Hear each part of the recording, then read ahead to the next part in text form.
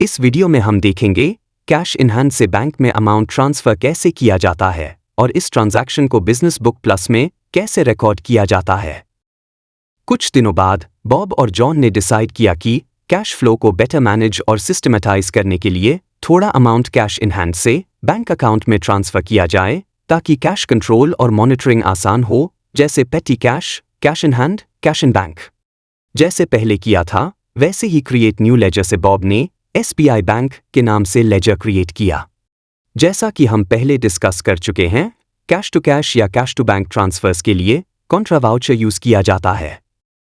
Voucher entry से contra voucher select करें, फिर ट्रांजैक्शन डेट डालेंगे और उसके बाद डेबिट साइड में SBI बैंक लेजर डेबिट रहेगा क्योंकि बैंक में अमाउंट आ रहा है और cash in hand ledger credit रहेगा क्योंकि कैश से पेमेंट हो रहा है।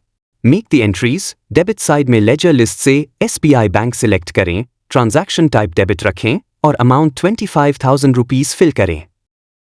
नरेशन लिखें, being amount transferred from cash to bank. Transfer mode by cash select करेंगे। डेबिट साइड एंट्री कंप्लीट हो गई। क्रेडिट साइड में अब कैश इन हैंड सिलेक्ट करें, ट्रांजैक्शन टाइप क्रेडिट रखें और क्रेडिट अमाउंट ऑटोफिल्ड रहेगा। वाउचर को सेव करें, ट्रांजैक्शन नंबर 9 सही तरीके से रिकॉर्ड हो गया। रिव्यू इन रिपोर्ट्स। अब देखते हैं इस ट्रांजैक्शन का इफेक्ट फाइनेंशियल स्टेटमेंट्स पर। फाइनेंशियल रिपोर्ट्स में जाए, देन जर्नल एंड प्रीव्यू पर क्लिक करें। ट्रांजैक्शन नंबर 9 दिखाई देगा, debit, SBI bank, credit, cash in hand. क्योंकि यह कैश ट्रांसफर है, कैश बुक या बैंक व्यू पर बदलाव आएगा और आपको कैश इन हैंड और SBI बैंक दोनों लेजर्स साथ दिखेंगे। SBI बैंक लेजर में 25,000 रुपीज रिसीप्ट शो कर रहा है और कैश इन हैंड लेजर का क्लोजिंग बैलेंस 79,840 रुपीज हो गया है। पहले 1,04,840 रुपीज था। दोनों लेजर्स एसेट नेचर के होने के कारण प्रॉफिट एंड लॉस अकाउंट पर कोई इफेक्ट नहीं होगा।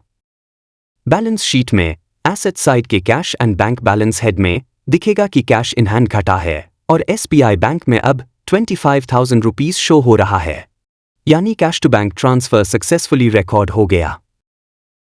अगले वीडियो में हम देखेंगे जब आउटस्टैंडिंग ड्यूज यानी अकाउंट्स रिसीवेबल कस्टमर से रिसीव हो जाते हैं तो बिजनेस बुक प्लस में उन्हें कैसे रिकॉर्ड किया जाता है, यानी रिसीप्ट एंट्री फॉर अकाउंट्स।